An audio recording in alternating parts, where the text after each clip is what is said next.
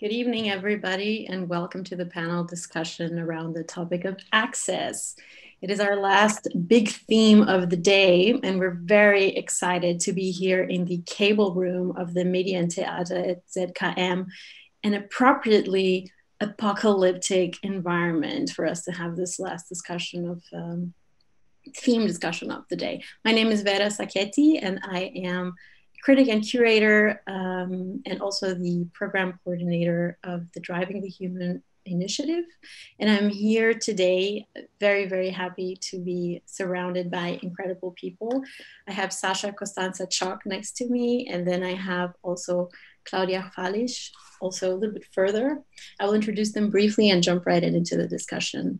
Sasha Costanza-Chock is a researcher, designer, activist, and seasoned educator. They work to support community-led processes that build shared power, move towards collective liberation, and advance ecological survival. Sasha is a research scientist at the Massachusetts Institute of Technology, both at the Media, Arts, and Sciences at the MIT Media Lab and the Department of Urban Studies and Planning.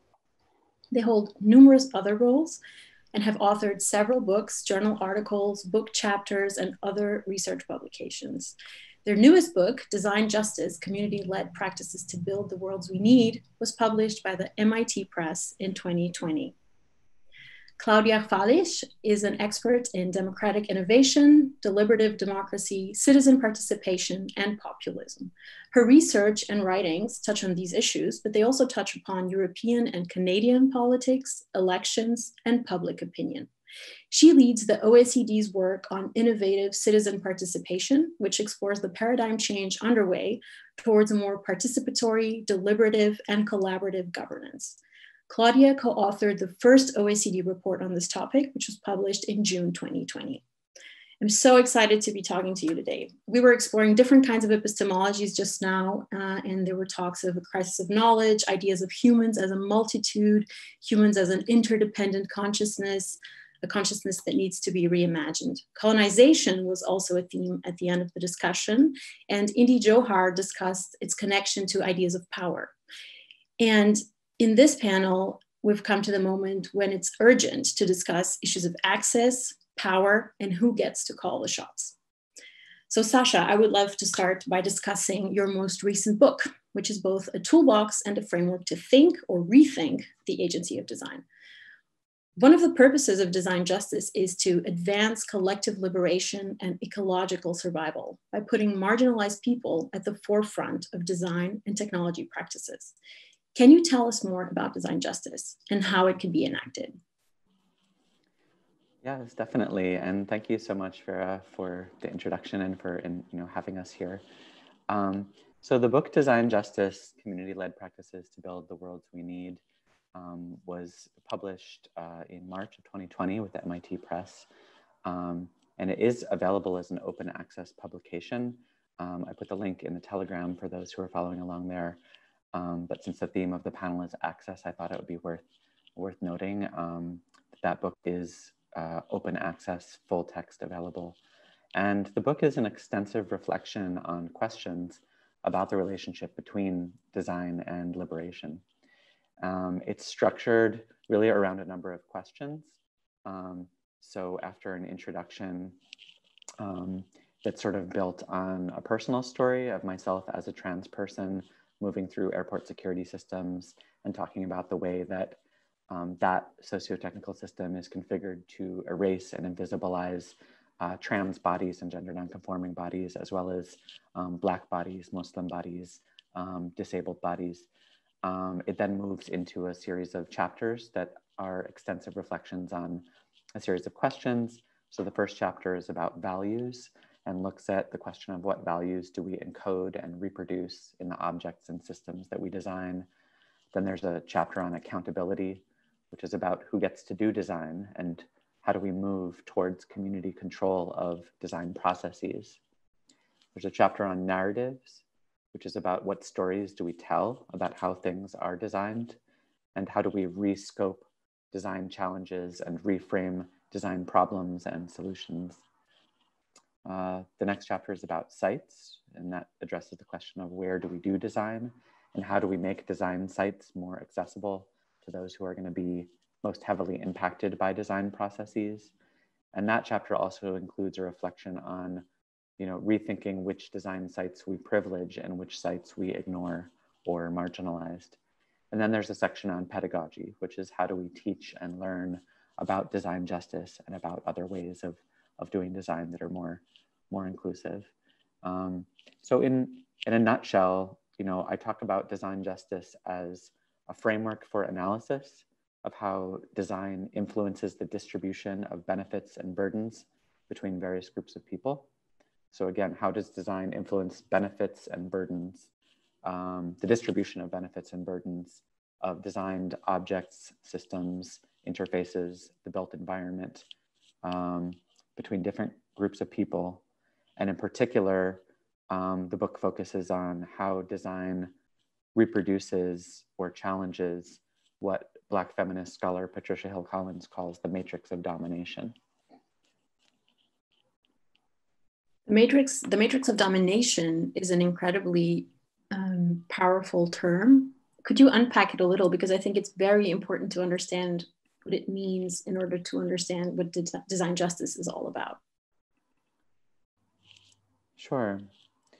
So the matrix of domination is a term that Patricia Hill Collins, who was the past president of the American Sociological Association, towering Black feminist intellectual, wrote about in her 1990 text, Black Feminist Thought.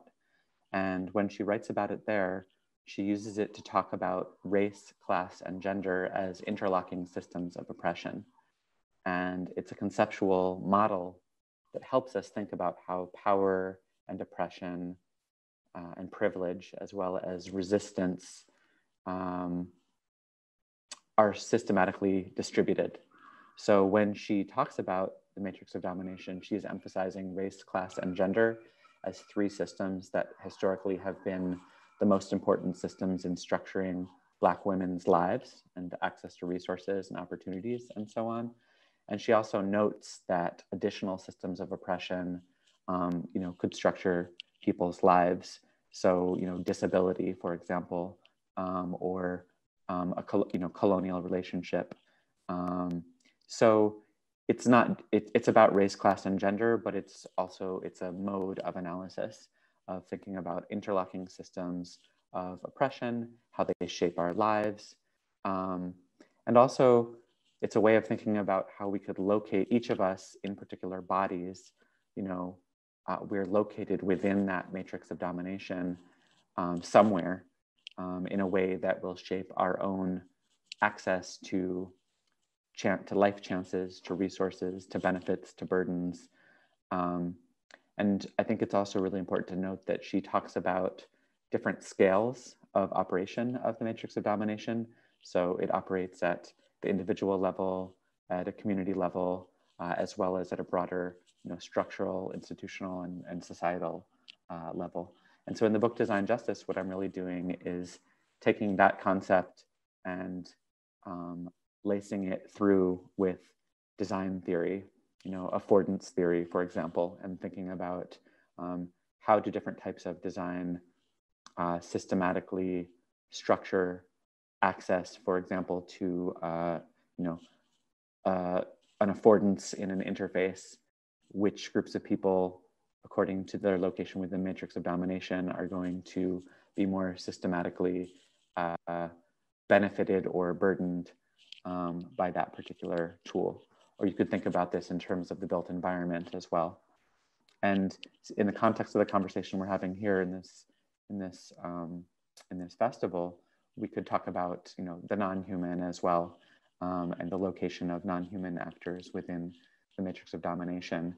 The way that we were just looking at the Feral Atlas, looking at how particular systems of capitalism, say the grid, is structuring different species of bees' survival chances, reducing biodiversity based on modern practices of industrial agriculture. I don't talk about that as much in the book itself, but I love that direction, and I think it would be really fruitful to go deeper there.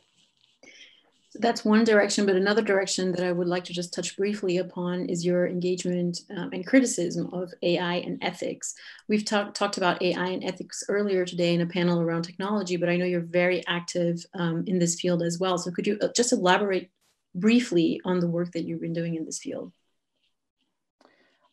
I can. I just, before we jump into that, I also want to clarify sort of like the second part of design justice. So on the one hand, it's a framework for analysis, but design justice is also not a term that I created. It's a growing community of practice and practitioners. And so the theory and practice of design justice emerges from this sort of growing network of people who are thinking about how do we reimagine design processes so they don't just reproduce white supremacy, heteropatriarchy, capitalism, and settler colonialism. And there's many overlapping sort of circles of people doing this work. The community I'm working with most closely is the Design Justice Network, and people can learn more at designjustice.org. And that community emerged from actually a conference called the Allied Media Conference that takes place in Detroit every 2 years. In terms of the AI ethics question, so one of the hats that I wear is that I am a senior research fellow with the Algorithmic Justice League. And the Algorithmic Justice League was created by computer scientist and poet of code, Joy Buolamwini, to address racial and gender bias in algorithmic systems a couple of years ago. And there's a film that actually just launched this week. It's screening in more than 50 theaters virtually. And that film is called Coded Bias, CODED bias. And you can learn more at codedbias.com that explores sort of the way that the Algorithmic Justice League was formed and the way that we're thinking about this work. But to me, in that role, I would say that AI ethics, on the one hand, it's important that there is a rapidly expanding conversation about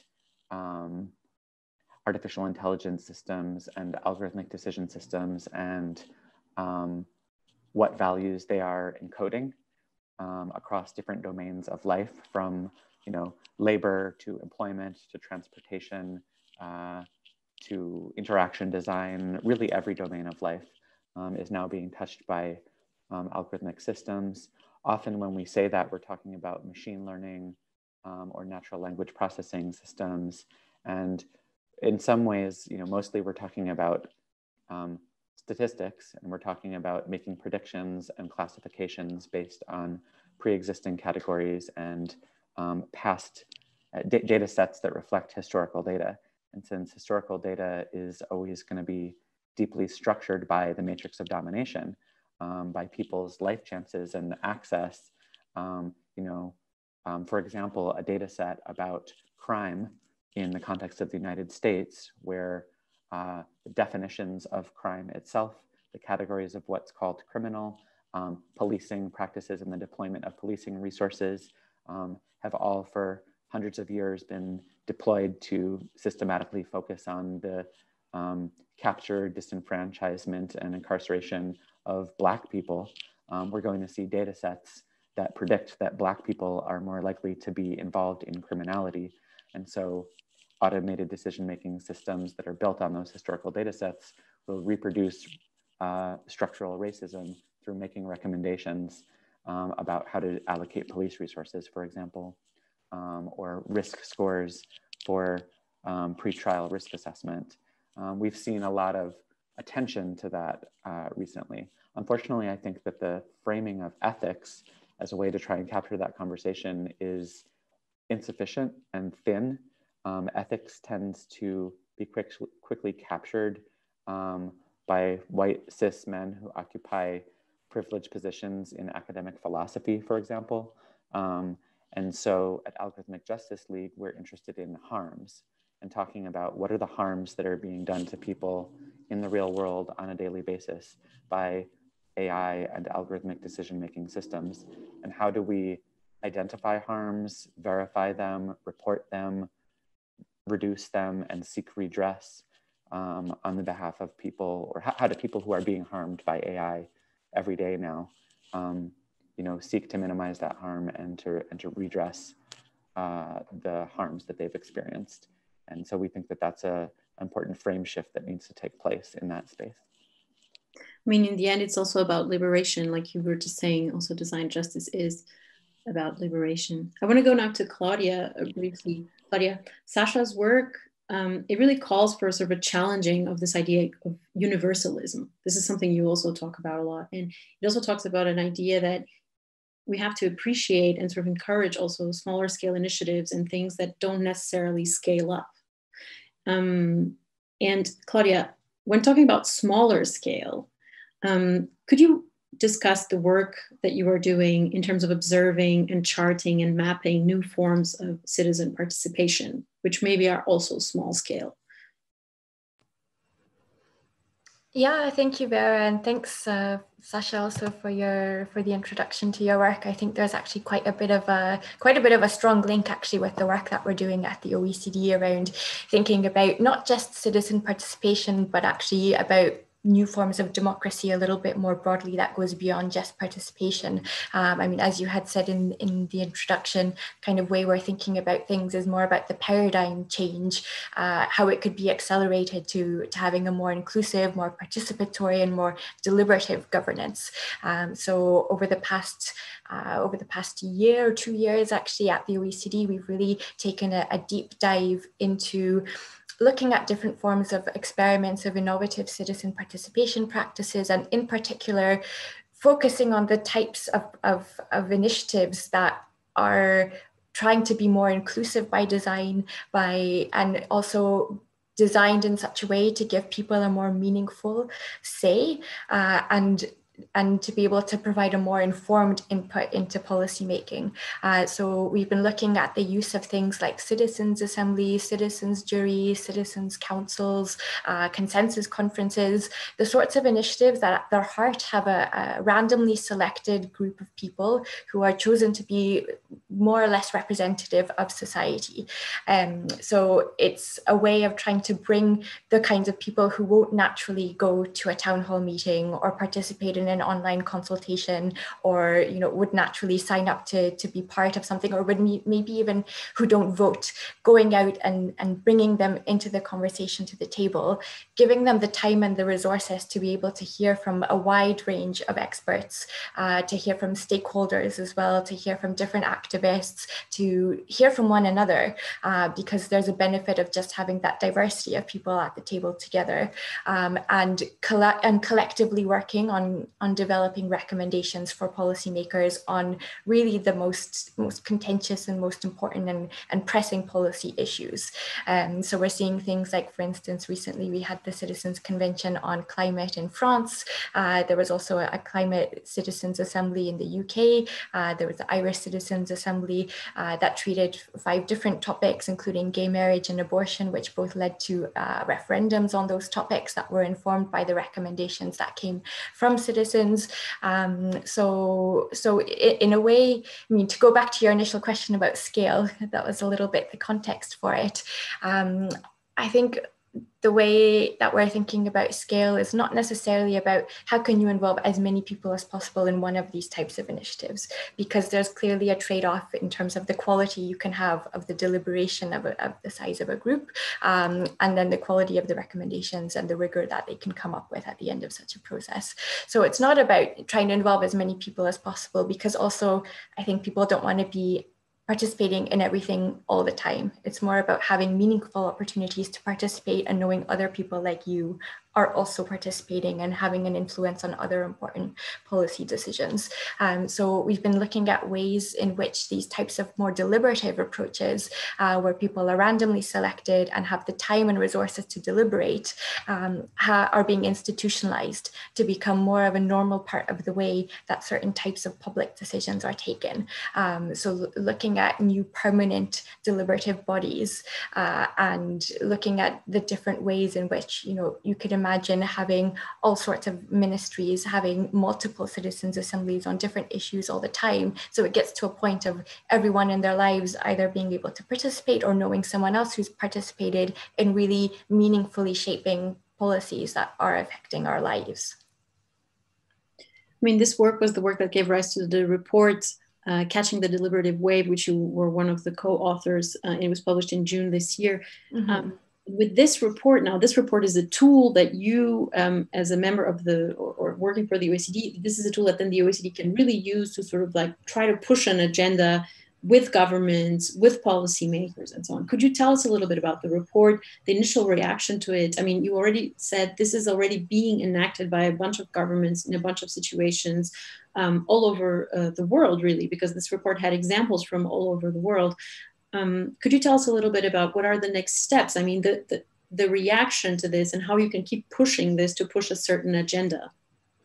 Yeah, definitely. So, I mean, the report that we published at the OECD in June of this year is called Innovative Citizen Participation and New Democratic Institutions, Catching the Deliberative Wave. And after this, I'm going to send the link into the Telegram chat as well. It's also available open access, as is the data set. So for that, we had collected 289 case studies of these sorts of citizens' assemblies and citizens' juries that have really taken place all over the world and have been growing really in, let's say governments and public authorities have been using them more and more in recent years, like really since 2010 and more so since last year. So our interest, I wouldn't say partly it's pushing an agenda, but just to be clear as well, the OECD, which stands for the Organization for Economic Cooperation and Development, is an international institution which is made up of 37 member countries. So, myself, who works at the OECD as part of the Secretariat, I'm not just pushing my own personal agenda here. This is actually really being driven also by the interest of member countries and also beyond that in better understanding actually the trends of like, why are governments doing these sorts of processes more and more? Like, why is there a need actually to try and involve citizens in more meaningful ways? And actually going back to some of the points that Sasha made at the beginning about design justice, but how can we think about redesigning our democratic architecture in such a way that we're bringing in more voices from marginalized groups that we're not hearing in the way our current democratic institutions are designed? How can we redesign the system to remove some of those incentives that come with elections that prioritize getting reelected over the public good, that prioritize short-term thinking over long-term thinking? So I'm not suggesting that these are intended to replace elections, but it is a complement to a system of representative democracy that at the moment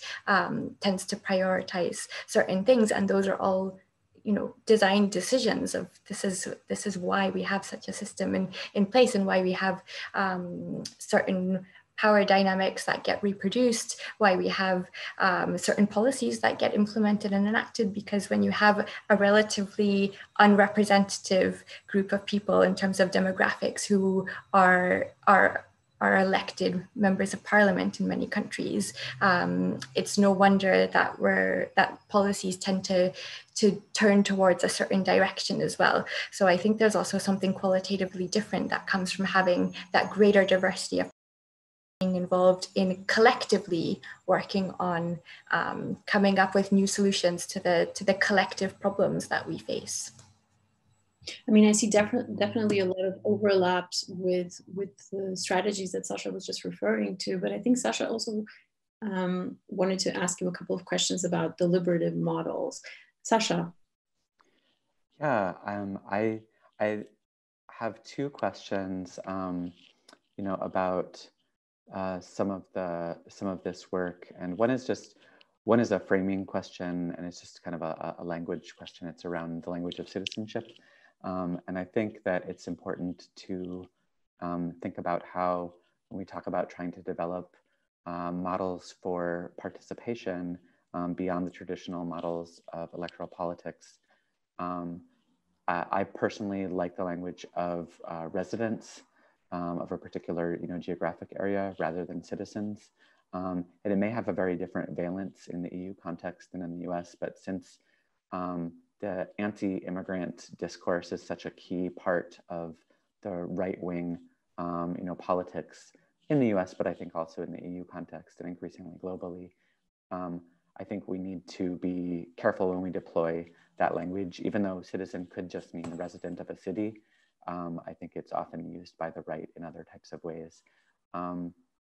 But yeah, definitely. Yeah. Can I just come in on that? Because it's a super good point, and it's something we talked a lot about in terms of the framing of the report. There's actually a pretty substantive section at the very, very beginning in one of the first pages around definitions and the language that we use throughout. And one of them is to really be precise about the fact that we're talking about citizen in that like civic sense, and not in the sense of the nationality or the passport that they're holding. And very often, I mean, I don't want to say always because I don't actually have the data for that, but I would say almost always, if not always, it is residents who are the ones who are chosen from. So it's not like there's a kind of nationality restriction, but I do take your point that it's also just about the language and the use of the word citizen itself.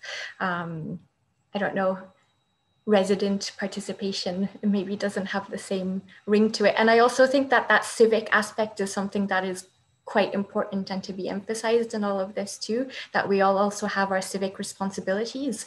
And you know, that doesn't necessarily come with just being like a passport holder of that country. Sasha, you had a question. Yeah, that makes a lot of sense. And I think, I know that you're already having that conversation, but just in so thank you for clarifying the way that, that's being thought about in that space. The other question I have is maybe more substantive. It's like about the model of sort of random sampling participants in the sort of, I think it's a really interesting model, and I think there's a lot of value in it. What I wonder about, or I'm curious to hear the conversations that you all are having about this, is there's a way in which that approach also, it continues to kind of center all of the power in the state. And I think, again, this may be like between the US and the EU context, where here, it's a question about trust in the state and democratic institutions and so on. But I guess what I'm trying to get at is we have debates, certainly in the Design Justice Network, around participatory processes and the value of bringing in sort of individuals who are likely to be impacted by a particular design process. And that approach, either in addition to or as an alternative to bringing in people with organized community-based groups, civil society organizations that already exist, and in particular sort of neighborhood level or city level, tenants' rights organizations, for example, when you're discussing how a particular policy is going to impact people's access to housing. And I think that there's been a lot of pushback here on participatory processes that are run by city agencies and that bring in only sort of unorganized individuals, because a lot of times the social movement organizations or community-based organizations will have much more sort of developed analysis or language and proposals. And that can cut both ways, because sometimes it's, groups that have most access to resources within the matrix of domination that have the time to develop the proposals and bring them and try and move them through a city process, but also, movements, organizations from the left and below get cut out of an individualized city-led process if it's random selection of an individual. So I'm curious about what's the space for social movement organizations that already exist in that type of process. Yeah, I mean, that's a really, really good question, and something that I'm glad I can clarify for people watching as well, because the idea with having a randomly selected group of citizens at the heart of these processes is not by any means to cut out organized groups or civil society or any other stakeholder. It's to perhaps change the role that those groups play within the wider decision-making process. So it's, the organized groups will still always have a chance to have their say and to be able to also, present their point of view, but instead of presenting it directly to the policymakers, they're presenting it to the citizens, who are then considering that amidst all of the other evidence and presentations from other stakeholders that they're hearing from, as well as the perspectives they're all bringing to the table. So it's not to cut those out. It's just that, they play a role as I suppose, bringing a form of evidence into the discussion. And the aim of having random selection is that I mean, usually it's in opposition to how other participatory processes are designed, which means that they're often open, which sounds good, but in practice, we know, and there's a lot of research which shows that it tends to be certain demographics that disproportionately participate, which tend to be male, white, well-educated, well-off, more urban, etc. So having the random selection is not only just about bringing the voices we don't hear to the table, but actually also drawing on the evidence that exists from different fields of psychology and business and political science, which shows that actually just that having that diversity of perspectives leads to better decision making than having a more homogeneous group of people, which is why it's also better to have that rather than just hearing from some of the organized groups or from some of the groups that are already active, because they tend to have access to similar evidence and are more likely to be reinforcing their own points of view rather than also bringing in new ideas and new perspectives, which are, I personally think, important to hear when we're talking about collective public problems which affect society more broadly. Yeah, definitely. I wanted to ask, going back to this idea of civic sense and participation, I wanted to go back to something. In the first day of the conference, we saw an excerpt of the statement that Sasha sent over to the festival, which I'm just going to quote. He said, "There are so many articulate and powerful movements that are active. We don't have a crisis of imagination. We just need to figure out how movements can take power, shift policies and institutions so that we can have survival in a planet that is more just." And this leads me to the question, how can design justice be applied at a policy level? I mean, we're talking to Claudia here, and we already had these questions that you just asked her. Can we institutionalize these processes at a local, regional, national, federal level of government? And how would that look like? I mean, I think that is the question.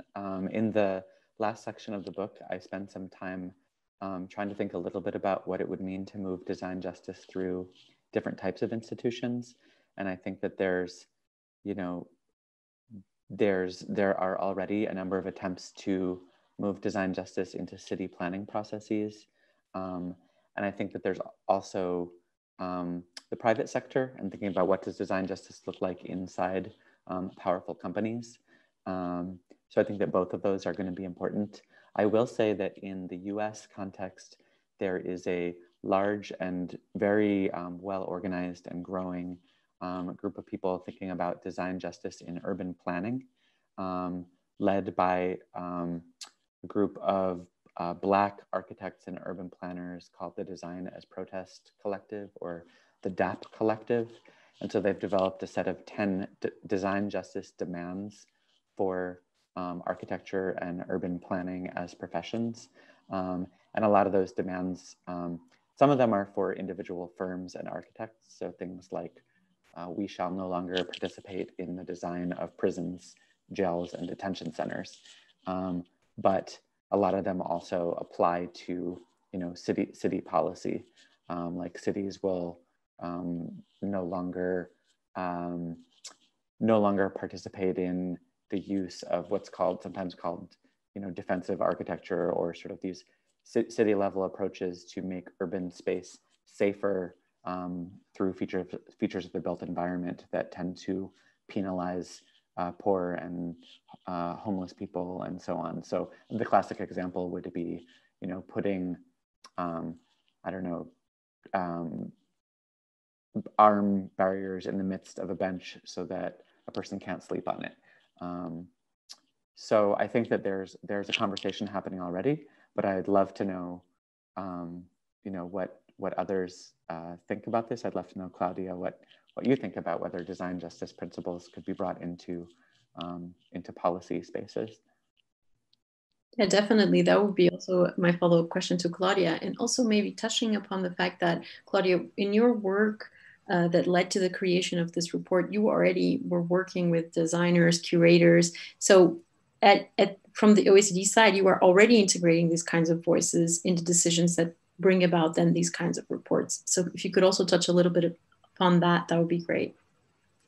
Yeah, definitely. So in terms of actually the working methods of how how we wrote this report and did the research and everything. It was quite a collaborative effort with the OECD's Innovative Citizen Participation Network, which has around 80 practitioners, designers, curators, policymakers, and academics. So it's a multidisciplinary group of people. I mean, Vera, you are one of them. Jan Bullen, who's also involved with this festival, is also one of them. So trying to bring in voices from different disciplines, different perspectives, different countries as well. It's an international group of people who were involved in helping us shape the scope of the research question, give us kind of leads with the data collection, reviewed the report at different stages, both like in a discussion format when we all met in person to talk about it for a full day, and also on various iterative drafts of the writing. So this has been quite important to be kind of living the principles we are preaching about here in terms of making sure there's a diversity of views and perspectives that get into it. But going back to this question that you were raising earlier, though, about institutionalization, I do really want to, you know, let's say hit this home, because it is something that we're really going to be working on, well, are still working on, and is one of the main focuses of our work in this area after we published this report, which, you know, in the end, through the data we found was really the fact that there's a lot that's been happening in this space in terms of different public authorities and governments experimenting with more deliberative ways of involving wider diversity of people in shaping policies, but they tend to be one-off and ad hoc initiatives that depend very much on the political will of those who are in power at that time. So how do we shift from that dependence on political will to something that becomes incorporated into our institutions, both when it comes to like the legal and regulatory changes that might be necessary to do that, but also in terms of shifting the social norms so that even if there is a political shift in power, that those legal changes continue, because we've seen that there can also be backsliding even when we've had the legal changes if that cultural shift and social shift is not happening at the same time as well. And I know we're kind of close to the end of time, but I think I want to just briefly touch on one really exciting example in this space, which I hope will be inspiring not just to the policy world, but also to citizens in thinking about, you know, what is actually the kind of democratic change we could be pushing for beyond just changes to our electoral systems and our voting systems, etc. And that comes from a small region in Belgium called Ostbelgien, which is the German-speaking region, has around 80,000 people, but it has its own regional parliament, regional competencies. And in February 2019, the parliamentarians there unanimously from all of the political parties voted to put in place a new democratic institution called the Citizens' Council. And this Citizens' Council has 24 randomly selected citizens who have an agenda setting role. It's up to them to decide what are the 1 to 3 issues every year that should be put to citizens' panels. And each of those citizens' panels is also a deliberative process in itself, with a randomly selected group of people that has to have a minimum of 3 months to be able to learn about and deliberate on a topic and to come up with recommendations that then go to the parliament. And the legislation now requires the parliamentarians to have at least 2 debates on those recommendations that come from the citizens panel and to respond to them. And the Citizens' Council now also monitors that that actually happens. So, you know, I know it's a little bit of a complex thing, but I think it's a nice example to show about how we can be thinking about complementing what is at the core still our representative democracy, but in such a way that gives citizens a meaningful say to decide what issues should be up on the table for discussion in the first place, and then given the time and resources to actually come up with really in-depth, rigorous, detailed recommendations that go beyond what would be top of mind opinions, or even just individual opinions and things that have to be thought about collectively, which I really think is one of the other key things that differentiates deliberative democracy from other forms of democracy and participation. This fact that you're getting people to work collectively together to find the common ground between them. I really think we need more of that, and why I think that these forms of democratic innovation in particular are particularly inspiring. Well, I think that's a great end to our conversation. And just before I lead us to the Q&A so that we can think collectively with the Telegram chat maybe, and then further together in the future, I just want to say maybe Sasha would be a great member of this OECD network. think so too. I will invite Barbara to join us here, and maybe she's going to bring some interesting feedback from the Telegram group. I just think it's a great way to finish with this idea of collective thinking. Thank you so much, Sasha. And Claudia, let's listen to some Telegram questions, Barbara. Thank you very much, dear Vera. And also thank you so much, Sasha and Claudia, for making your thoughts, but also your research and your work accessible to us. So thank you very much. And yeah, so it's my turn to make some voices accessible to you. There was actually kind of a critical voice that might pick up right where you ended, Claudia. So say yes to the collective process. But Jurian says it is not enough to go from local only to national or federal. Solutions can only be realized and maybe first found by larger transnational legal bodies. At least that's one opinion. And it was followed also by, or precursed by the question, no one can really control the big corporations in this world. So what does it make sense to talk about civic participation if it ends in national politics? That's a critical question there. So I don't know who wants to start. Claudia. Well, maybe I'll start on that first question and I'll leave the other big question to Sasha then, but I can jump in on it after as well if we have time. I mean, first of all, I should have said that amongst the 289 case studies I was talking about, that's actually from all levels of government, and 3% of those are from the international level. So initiatives that were done either at the EU level or actually internationally as well, related to UN initiatives that happen. So I mean, I think that we need these sorts of innovations actually at all levels of government, because we have different issues that are better dealt with closer to people at the local level, and other issues that, of course, we need to be thinking about more collectively, transnationally. So I think I would sum that up as it's not an either or, we need it at all levels. Mm-hmm. Yeah, I absolutely agree with that. And I think that it's related to the second question about the role of transnational corporations. I mean, yes, of course, transnational corporations are extremely powerful actors on the world stage, and they're some of the most important actors in the climate catastrophe and ecological crisis and devastation.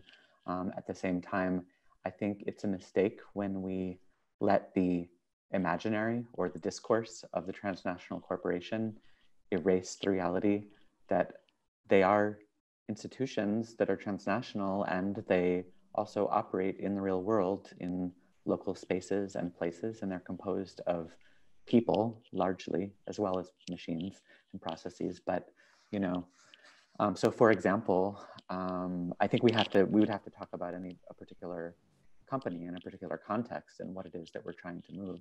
But I could share one example, which would be facial recognition technology. And that's because that's something that I'm working on right now through my work with Algorithmic Justice League. So these are technologies that are being developed by many different actors, including extremely powerful transnational companies like Microsoft and IBM and Amazon.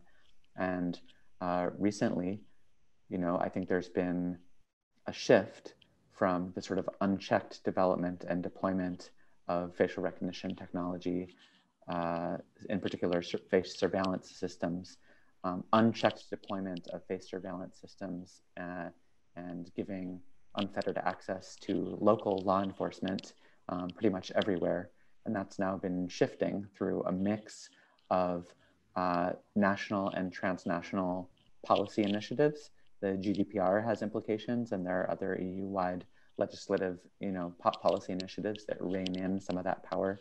And in the US, although we haven't been able to move a federal bill yet, city by city, we're passing bans and moratoria on law enforcement use of facial recognition surveillance systems, or at the very least, putting some controls on them, requiring court orders or warrants from a judge to deploy them, banning them outright in other cities.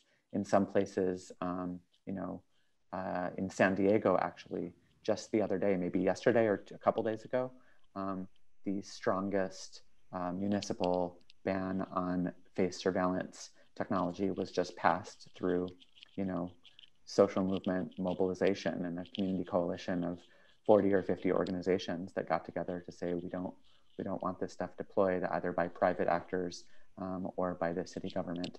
And so we now have more than 10 municipalities in the US that have been putting some checks on this stuff as we build towards national level action. And ultimately, yeah, we'll need transnational agreements on the deployment of that.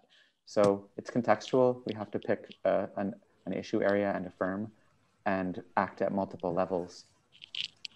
And actually, if I could jump in on that, because I think facial recognition is precisely one of those issues which might seem very technical at first or from the outside, but is actually very much underpinned by values, questions about what kind of society do we want to live in. And I think is one of the types of questions where deliberative processes are particularly helpful or useful, because it's about weighing all of these different trade-offs and asking, if and under what conditions, and, lots of more nuanced complexities need to come into that picture. It's not black and white of just yes or no, always or never. It's really, unpicking that and trying to figure out where is some common ground in society on this. And maybe that could be different depending on the context of a place as well. And I think that actually in France, one of the MPs has called for a deliberative process precisely on facial recognition. So nothing has been announced or anything like that, but there is a movement to really get citizens involved in thinking about this